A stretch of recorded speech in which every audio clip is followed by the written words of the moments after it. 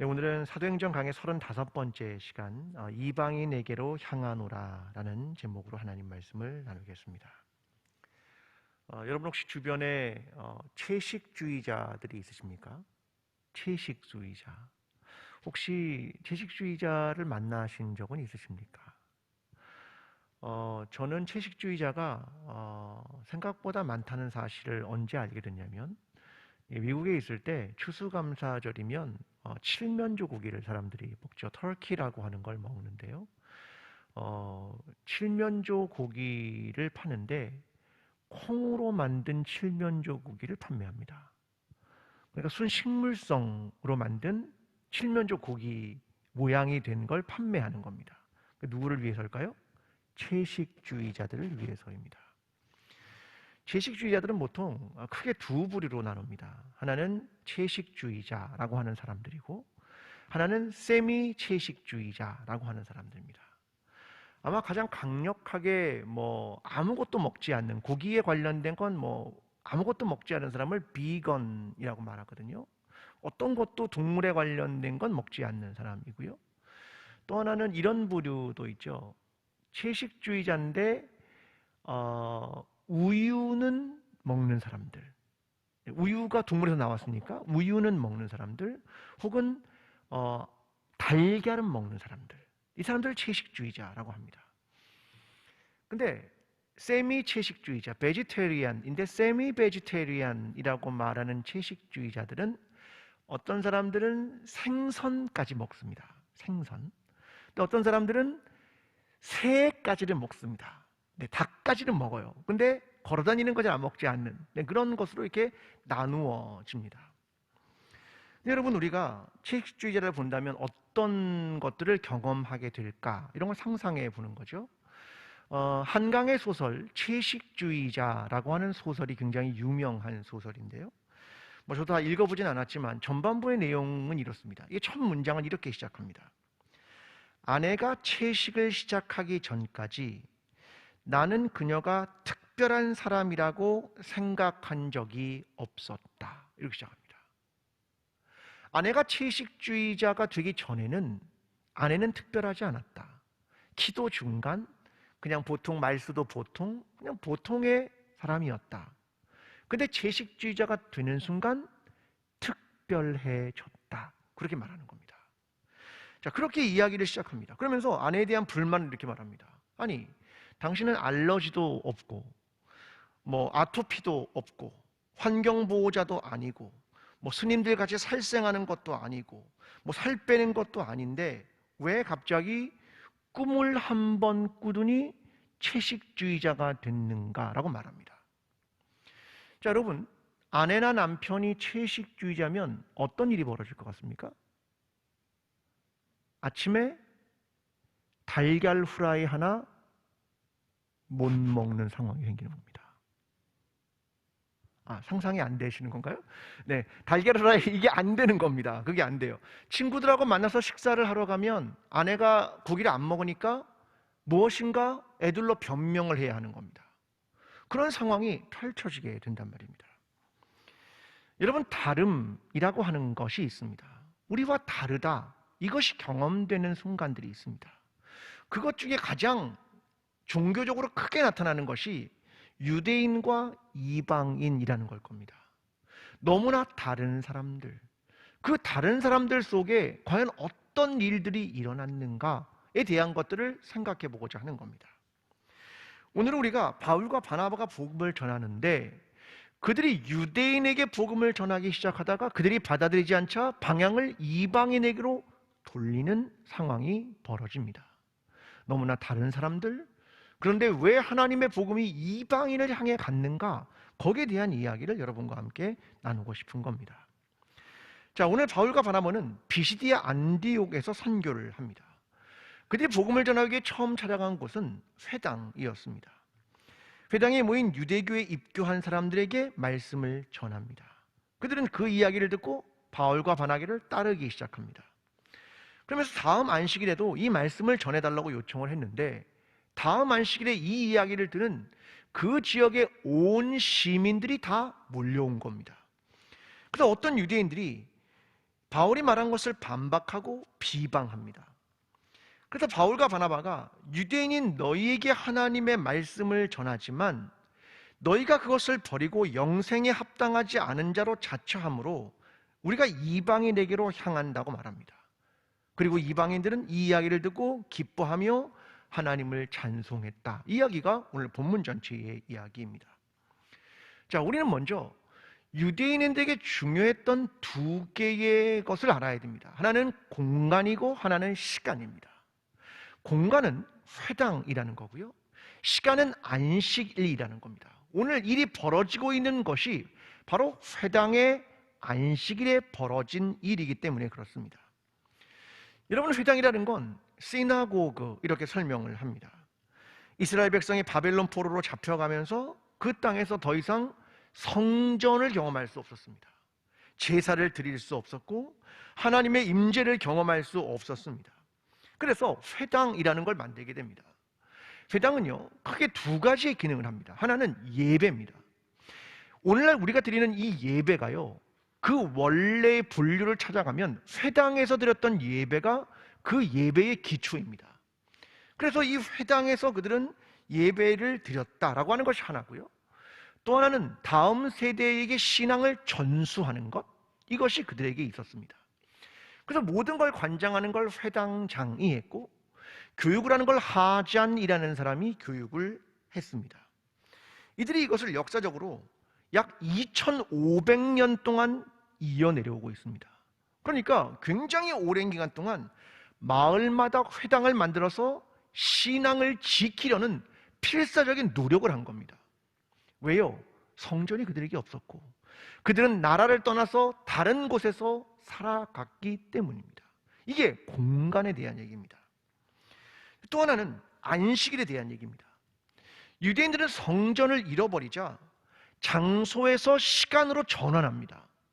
우리가 하나님의 백성임을 무엇으로 증명할 수 있는가? 성전이 없잖아. 그렇다면 무엇으로? 안식일로. 우리가 시간을 거룩하게 지켜내는 것, 그것이 시간 속에서 하나님의 백성으로 살아가는 것이다 라고 하는 것을 보여주는 겁니다. 이게 오늘날 우리하고 굉장히 유사합니다. 여러분, 초대교회를 보십시오. 초대교회는 교회 건물이 있었습니까? 없었습니까? 초대교회는 건물이 있었습니까? 없었습니까? 없었죠. 그러면요, 어디서 예배를 드렸습니까? 집에서. 그들은 교회가 사람임을 알고 있었던 겁니다. 근데 시간이 지나가면서 중세시대가 되니까 이들이 종교화하기 시작합니다. 그러면서 건물을 짓기 시작하고 화려하게 짓기 시작합니다. 눈에 보이는 건물은 늘었지만 실제로 신앙은 떨어졌습니다. 이후에 건물엔 사람들이 없고 교회의 건물이 유적지나 관광지가 되어버리는 일이 벌어진 겁니다. 다시 근대에 와서 건물이 아니라 사람에게로 집중되었습니다. 그러면서 선교가 일어나기 시작한 것이 근대입니다. 여러분, 저는 이런 생각을 합니다. 역사를 보면요, 신앙이 무엇인가를 생각하게 됩니다. 신앙은 보이는 것과 보이지 않는 것이 시계추처럼 움직입니다. 막 보이는 쪽으로 움직일 때도 있고 보이지 않는 쪽으로 움직일 때도 있습니다. 여러분, 교회란 두 가지로 나눠집니다. 하나는 보이는 교회, 하나는 보이지 않는 교회. 보이는 교회란 건물과 제도에 대한 얘기라면 보이지 않는 교회는 사람과 그들의 삶에 대한 얘기입니다. 여러분, 우리의 신앙이란 이렇지 않습니까? 오늘 우리가 모이면 보입니다. 저 사람의 어떤 삶을 사는지가 교회에서 보인단 말입니다. 그런데 교회 밖을 나가는 순간 우리는 저 사람이 어떤 삶을 사는지가 보이지 않습니다. 여러분, 우리는 그러니까 보이는 것과 보이지 않는 것이 시계추처럼 계속 움직이는 걸 우리의 삶에도 경험하게 됩니다. 그 속에서 이런 질문이 떠오르는 거죠. 아무도 보지 않을 때 당신은 그리스도인입니까? 아무도 보지 않을 때 당신은 정말 그리스도인입니까? 우리가 모일 수 없고 각자 집에서 예배를 드리는 그 순간들이 계속 찾아오고 있는데 당신은 보이지 않는 그곳에서도 여전히 하나님을 예배하고 하나님께 기도하고 하나님을 찬양하고 그리스도인답게 살고 있습니까? 이 질문을 우리에게 던져야 하는 것은 아닙니까? 여러분, 보이지 않는 하나님을 사랑하십니까? 여러분, 보이지 않는 하나님을 믿으십니까? 질문입니다. 다 질문해 보겠습니다. 보이지 않는 하나님을 믿으십니까? 보이지 않는 하나님을 사랑하십니까? 여러분, 우리는요, 보이지 않는 것과 보이는 것 사이에서 정말 우리가 누구인가라는 정체성을 지키려고 애쓰는 자들입니다. 이게 유대인들이 신앙을 지켰던 방법입니다. 오늘 저와 여러분이 보이지 않는 시간 속에서 하나님을 믿는 신앙인답게 거룩한 삶으로, 구별된 삶으로 살아가는 저와 여러분의 삶이 되기를 간절히 기도합니다. 여러분, 안식일에 회당에서 드리는 예배는요, 이렇게 진행됩니다. 그들은 율법과 선지자의 글을 강독합니다. 다 읽습니다. 두루마리를 들고 와서 쫙 펴놓고 하나님의 말씀을 읽습니다. 그 다음에 짧은 권면을 시킵니다. 자, 오늘 여기서 이 말씀을 함께 읽었는데요, 누가 나와서 짧은 권면을 해주실 분이 있으십니까? 묻습니다. 그러면 한 사람이 나오는 겁니다. 나와서 그 말씀을 해석하거나 권면하는 일을 하게 되는 겁니다. 예수님이 회당에서 말씀하신 것도 그래서 그랬고, 지금 바울이 회당에서 말할 수 있었던 건 바로 그런 순서들이 있었기 때문입니다. 자, 42절은 그래서 이렇게 말합니다. 그들이 나갈새 사람들이 청하되 다음 안식일에도 이 말씀을 하라 하더라. 그래서 사람들이 그를 청해서 다음 안식일에도 좀 이렇게 이야기해 주십시오 라고 말했다는 겁니다. 자, 그 내용이 뭐였냐면 본문 앞에 있는 17절부터 41절까지의 내용입니다. 자, 성경을 볼 때는 덩어리로 보는 훈련도 되게 중요합니다. 묶어서 보는 게 중요하단 말입니다. 자, 17절부터 41절을 세 가지로 나누죠. 하나는 이거죠. 17절부터 22절까지입니다. 이스라엘의 역사입니다. 하나님이 조상을 택하고 애굽 생활과 광야와 가나안의 기업과 사사들과 사울과 바울, 다윗을 주었다. 이 이야기를 쫙 전개시킵니다. 그러더니 두 번째로 바울이 말하는 얘기는 이것입니다. 23절부터 31절까지 이거입니다. 예수 그리스도의 이야기입니다. 그의 탄생, 세례 요한, 말씀을 전함, 십자가의 죽음, 부활, 예수 그리스도의 이야기를 합니다. 그 다음에 세 번째, 이 32절부터 41절까지는 구약의 해석을 통해 그가 메시아임을 입증해 갑니다. 시편과 모세의 율법과 선지자의 예언을 통해서 말합니다. 자, 그러니까 이렇게 정리되는 거죠. 이스라엘의 역사, 예수 그리스도의 이야기, 그리고 구약의 해석을 통하여 그가 메시아임을 입증하는 것, 이게 지금 바울이 말하고 있는 설교의 내용을 압축하면 이런 형태입니다. 여러분, 이걸 개인화하면 이렇게 되는 거죠. 내 삶의 이야기와 내 삶의 인생에 대한 역사, 예수 그리스도의 복음, 두 사이에 있는 연결과 해석. 자, 이런 패턴을 보는 겁니다. 여러분, 저와 여러분의 인생을 볼 때 이렇게 봐야 하는 겁니다. 내 삶과 복음과 둘 사이가 그 안에서 해석되는 것, 이것이 우리가 우리의 삶을 보게 되는 것이죠. 그걸 우리의 인생 전체에서도 해야 되고 오늘의 삶에서도 해야 되는 것입니다. 그래야 나는 오늘 말씀대로 살았는가, 하나님의 역사가 나의 인생에 어떻게 개입하셨는가, 이걸 깨닫는 과정 가운데 들어가게 된다는 겁니다. 지금 이 이야기를 들은 사람들은 은혜를 받은 모양입니다. 43절에 이렇게 말합니다. 회당의 모임이 끝난 후에 유대인과 유대계에 입교한 경건한 사람들이 많이 바울과 바나바를 따르니 두 사도가 더불어 말하고 항상 하나님의 은혜 가운데 있으라 권하니라. 너희가 항상 하나님의 은혜 가운데 있어야 한다, 이것을 권했다, 이렇게 말하는 거죠.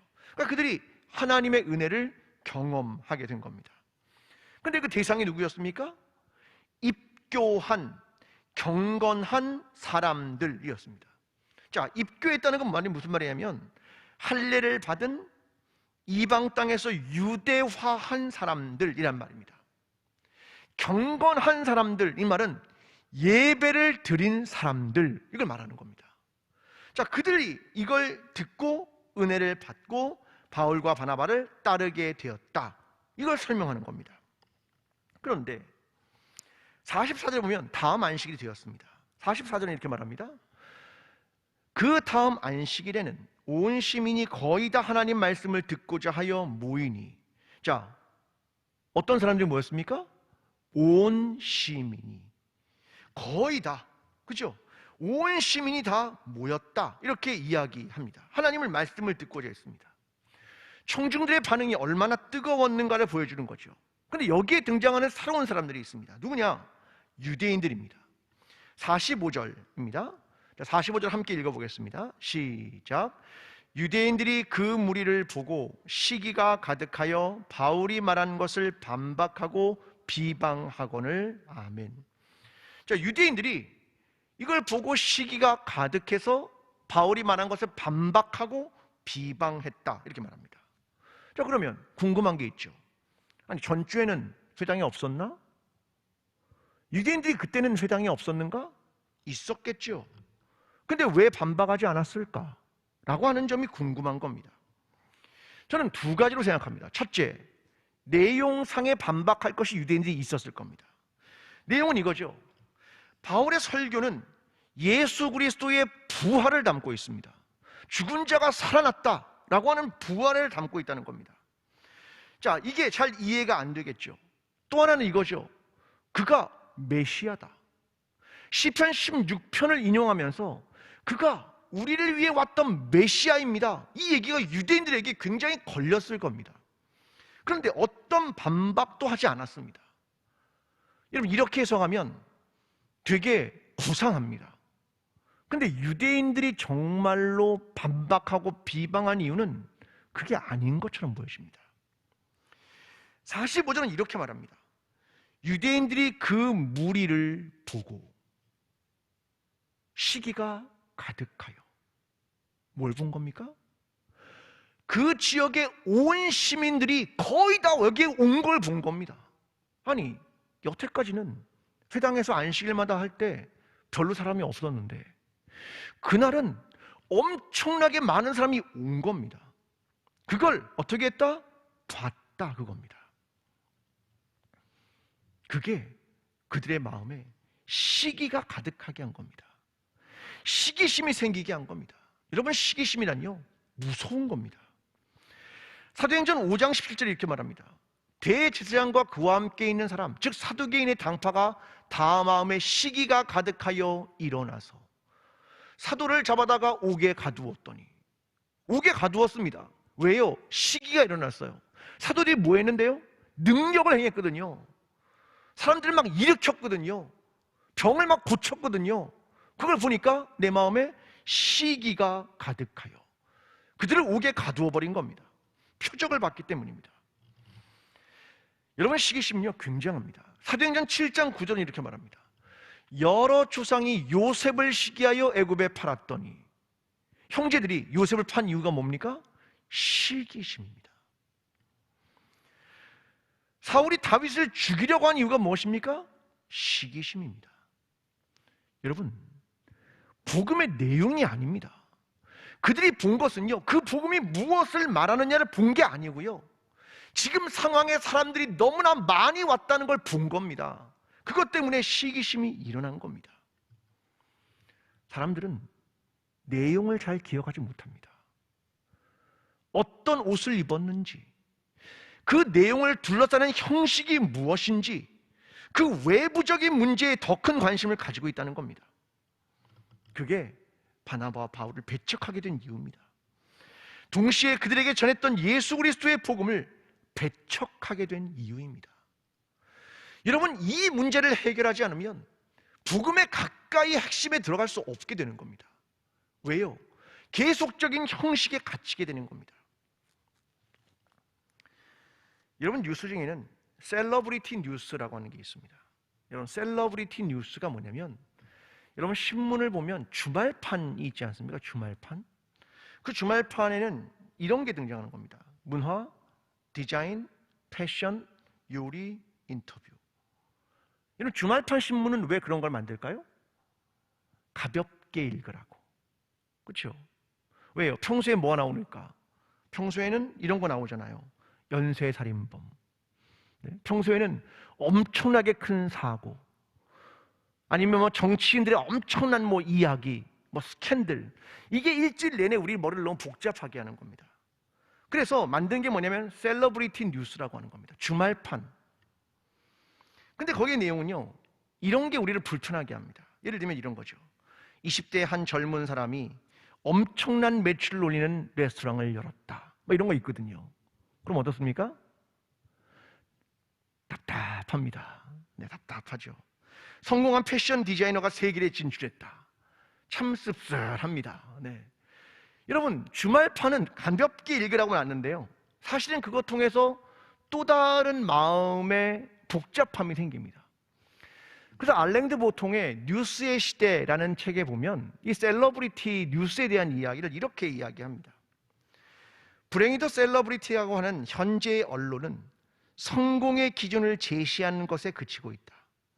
즉 타인의 성공 사례를 제시하는 것으로 셀러브리티를 활용하는 것이 전부라는 뜻이다. 수용자의 입장에서 그들의 성공 사례는 나 역시 성공할 수 있다는 가능성을 심어주기도 하지만 오히려 역으로 시기심을 동반한 좌절감을 안겨주는 부분이 더 클지도 모를 일이다. 아니, 성공이 뭔지에 대한 기준을 제시하는 거로 끝나는 것 같지만 독자의 입장에서는 사실 비교하게 되고 더 큰 절망을 하게 된다, 그런 얘기를 기록하는 겁니다. 우리 안에는요, 시기심이 있습니다. 누군가와 비교하고 누군가의 성공을 부러워하고 그래서 열등감을 갖기도 합니다. 여러분, 유대인들은 자기들의 신앙이 절대적이라고 생각했습니다. 그런데 지금 바울과 바나바의 설교 속에서 그들은 엄청난 빈틈을 발견하게 되는 겁니다. 틈새가 벌어진 것을 깨닫게 되는 겁니다. 여러분, 오늘 우리 안에는 시기심, 비교의식, 신앙적 우월감, 여러분, 이런 것들을 해결하지 못하면 복음의 본질에 다가설 수가 없게 되는 겁니다. 우리 자신의 시기심을 내려놓아야 하고 내가 멀리 떨어져서 내 자신을 원근감을 가지고 봐야 되는 겁니다. 그래서 내가 정말 어떤 신앙을 가지고 있는가를 스스로 통찰해 봐야 한다는 겁니다. 여러분, 저와 여러분이 우리 안에 있는 다른 사람과의 비교의식과 시기심과 신앙적 우월감을 내려놓고 정말로 복음이 우리에게 말하는 것이 무엇인지, 그 본질이 무엇인지, 그 생명이 무엇인지, 구원이 무엇인지 그것에 집중하며 참된 신앙을 찾아가며 접근하는데 저와 여러분의 신앙이 그것에 집중하게 되는 신앙이 되기를 간절히 기도합니다. 여러분, 오늘 보면 46절은 이렇게 말합니다. 바울과 바나바가 담대히 말하여 이르되 하나님의 말씀을 마땅히 먼저 너희에게 전할 것이로되 너희가 그것을 버리고 영생 얻기에 합당하지 않은 자로 자처하기로 우리가 이방인에게로 향하노라. 자, 너희에게 벌써 말씀을 전했다, 유대인에게. 그런데 너희가 거절하니까 내가 이방인에게로 향한다, 그 얘기를 합니다. 이런 유대인에게는 엄청난 특권이 있었습니다. 자, 예수님께서 사마리아 우물가의 여인과의 대화를 합니다. 그때 이런 말씀하십니다. 요한복음 4장 22절은 이렇게 말합니다. 이는 구원이 유대인에게서 남이라. 굉장한 얘기입니다. 이는 구원이 유대인에게서 난다. 그 정도가 아닙니다. 로마서 1장 16절은 이렇게 말합니다. 내가 복음을 부끄러워하지 아니하노니 이 복음은 모든 믿는 자에게 구원을 주시는 하나님의 능력이 됨이라. 첫째는, 먼저는 유대인에게요, 그리고 헬라인에게로다. 먼저 누구에게요? 유대인에게. 그 이야기를 하는 겁니다. 너희에게 먼저 전해진다. 그런데 바울이 여기서 그들이 거절하자 이사야 49장 6절을 인용합니다. 내가 너희를 이방의 빛으로 삼아 너로 땅끝까지 구원하게 하리라. 너를 이방을 위한 빛으로 삼겠다. 그 복음을 땅끝까지 전하게 하겠다, 이 이야기를 하게 되는 겁니다. 바울이요, 처음엔 유대인에게 복음을 전했습니다. 그런데 사도행전 19장에서 에베소의 선교를 하면서 그의 선교의 방향이 완전히 바뀝니다. 그러나 3차 전도 여행을 시작하면서 완전히 이전과 다르게 탈바꿈합니다. 뭐가 바뀌냐면 대상이 바뀌는 겁니다. 유대인에게로 먼저 전했는데 그 선교 방법을 완전히 수정합니다. 그래서 이방인에게 복음을 전하게 됩니다. 여러분, 이 상황을 정리한 것이 로마서 11장입니다. 로마서 11장은 이렇게 말합니다. 자, 함께 읽어보겠습니다. 자, 시작. 그들이 넘어짐으로 구원이 이방인에게 이르러 이스라엘로 시기나게 함이니라. 자, 이방인에게 하기 위해서 이스라엘이 어떻게 됐다는 겁니까? 시기가 나서 이방인에게로 구원이 갔다. 그 얘기를 하는 겁니다. 자, 로마서 11장 25절입니다. 자, 시작. 이 신비는 이방인의 충만한 수가 들어오기까지 이스라엘의 덜어는 우둔하게 된 것이라. 아멘. 충만한 수가 차기까지 이스라엘이 우둔하게 되었다. 그 얘기를 하는 겁니다. 그런데 그래서 저와 여러분이 구원을 받은 거죠. 우리는 이방인이잖아요. 우리는 첫 번째가 아니라 우리는 두 번째입니다. 근데 그들이 시기심과 우둔하게 되어서 복음이 이방인에게로 향하게 된 겁니다. 그래서 우리가 구원을 얻은 겁니다. 그런데 바울은 교만하지 말아라, 그렇게 말합니다. 로마서 11장 21절은 이렇게 말합니다. 하나님이 원가지들도 아끼지 아니하셨은즉 너희도 아끼지 아니하시리라.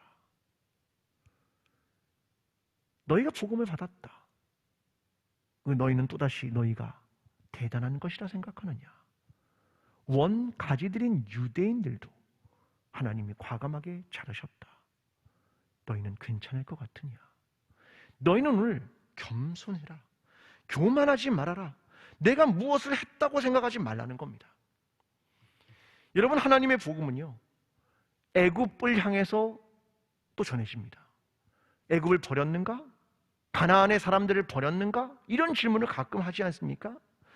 이스라엘을 위해 가나안 사람들을 쓸어버렸는가? 이런 질문들을 하지 않습니까? 그런데요, 하나님은 이방인을 향해서도 구원을 펼치십니다. 이사야 19장 25절은 이렇게 말하거든요. 이는 만군의 여호와께서 복주시며 이르시되 내 백성 애굽이요 내 손으로 지은 아수르요. 이게 뭐냐면 애굽 너도 내 백성이야. 이게 하나님이 보여주는 관점입니다. 가나안의 멸망, 그것이 그들의 잘못과 죄악 때문이지 이스라엘 때문에 그들을 버린 게 아니다. 이렇게 말하는 겁니다. 이걸 가장 잘 보여주는 건 요나의 니느웨 성을 구원하는 내용입니다. 니느웨 성이 아수르의 수도입니다.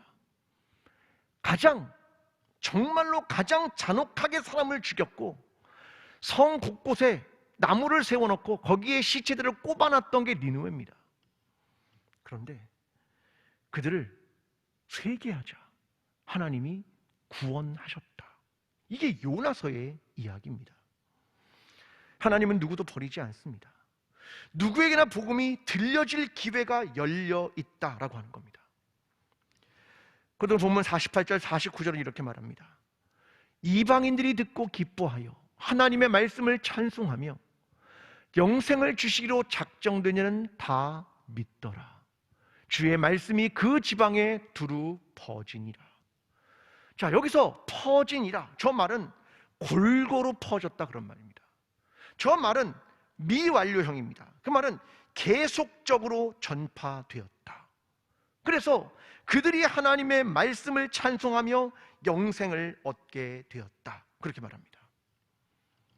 그런데 반대로 50절에 유대인들의 이야기를 합니다. 이렇게 말합니다. 이에 유대인들이 경건한 귀부인들과 그 시내의 유력자들을 선동하여 바울과 바나바에 박해하게 하며 그 지역에서 쫓아내니. 자, 유대인들은 뭐합니까? 경건한 귀부인들과 시내의 유력자를 선동했다. 세속적 권력을 이용해서 바울과 바나바를 박해하고 쫓아냈습니다. 결국 바울과 바나바가 그 지역을 떠나면서 발에 있는 티끌을 떨어버립니다. 발에 있는 티끌을 떤다는 건 원래 어디서 시작됐냐면 유대인들이 이방 땅에 살다가 예루살렘이라는 성지로 옵니다. 그때 발에서 티끌을 떨어버립니다. 내가 이방인들, 그들의 발에 있는, 그들의 땅에 있는 걸 떨어버린다. 그리고 거룩한 곳으로 온다. 그것 때문에 시작한 겁니다. 근데 예수님도 제자들이 이 복음을 받아들이지 않는 집에 가서 어떻게 하라고 합니까? 발의 띠끌을 떨어버려라. 이 말은 이런 말이죠. 그들과 관계가 없다. 불신에 대한 책임을 스스로 지게 한다. 그런 말입니다. 여러분, 기회가 주어질 때 해야 되는 겁니다. 기회는요, 계속 주어지지 않습니다. 지금 열렸을 때 열심히 예배로 모여야 되는 거죠. 왜요? 기회가 왔을 때 하는 겁니다. 기회가 계속 온다? 글쎄요, 잘 모르겠습니다. 여러분, 신앙과 인생은 다 그런 것 같습니다. 기회가 왔을 때, 문이 열렸을 때 와야 하는 거죠. 그게 굉장히 중요한 사실들인 것 같습니다. 여러분, 복음은 둘로 나눠집니다. 선명하게 나눠집니다. 복음을 받아들이느냐, 받아들이지 않느냐. 인간의 욕망은 그 사이에 중간지대를 만들고 싶습니다. 이게 뭘 만드냐면 로마 카톨릭이 만든 연옥입니다. 성경엔 연옥에 대한 기록이 없습니다. 근데 인간의 욕망은 연옥을 만드는 겁니다. 왜요? 이 땅에 있을 때 기회를 놓쳤기 때문입니다. 그래서 연옥을 만들어서 어떤 성인들의 공덕이나 아니면 살아있는 자의 기도를 통하여 연옥에서 천국으로 올라갈 기회를 얻고 싶은 겁니다. 세컨드 찬스, 패자부활전, 이런 거 아니겠습니까?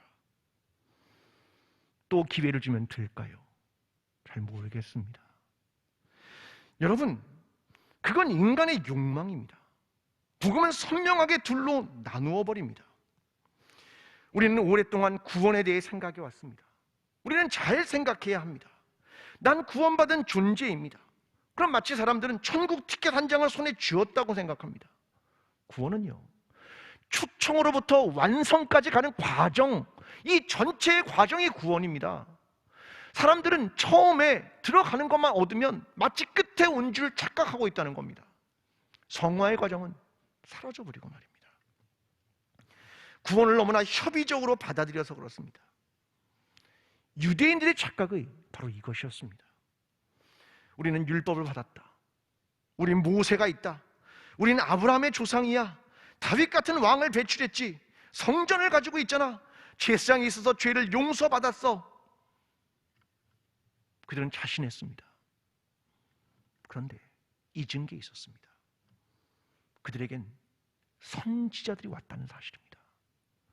잘못된 그들의 죄를, 부패를 지적하기 위하여, 돌아오라라고 말하기 위하여 선지자가 왔다는 사실입니다. 그리고 그들은 예수 그리스도를 죽였다는 사실을 인식하고 있지 못했습니다.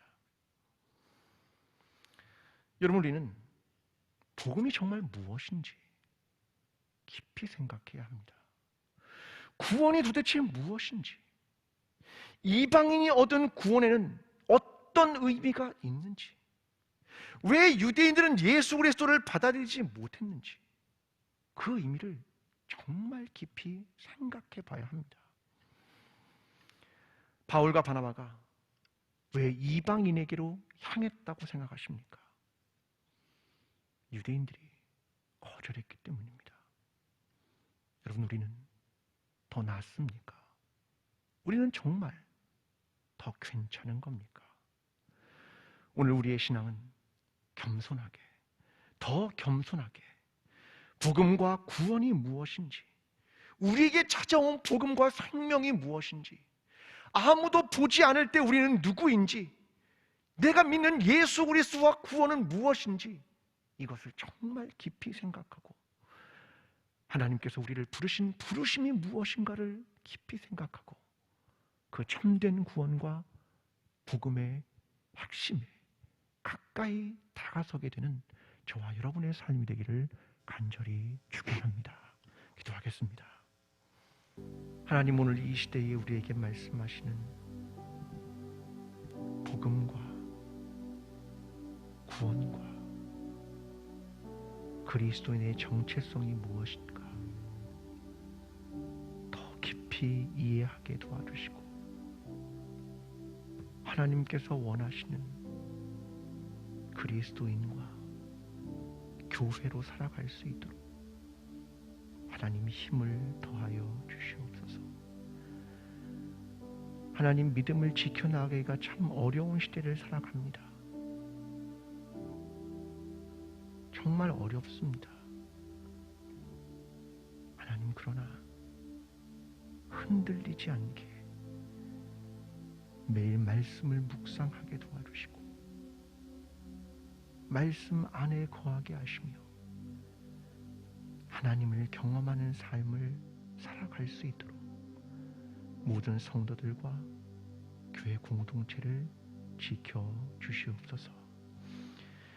이제는 우리를 위하여 십자가를 지시고 부활하신 예수 그리스도의 은혜와 하나님 아버지의 끝없는 사랑과 성령님의 교통하심이 우리를 향한 하나님의 사랑과 구원, 주의 긍휼을 이해하며 또한 두려움과 떨림으로 하나님 앞에 나아가기를 소원하는 여기에 머리 숙인 모든 하나님의 사람들의 머리 위에, 광주 제일교회 위에, 나라와 민족 위에 지금부터 영원까지 함께 하시기를 간절히 축원하옵나이다. 아멘.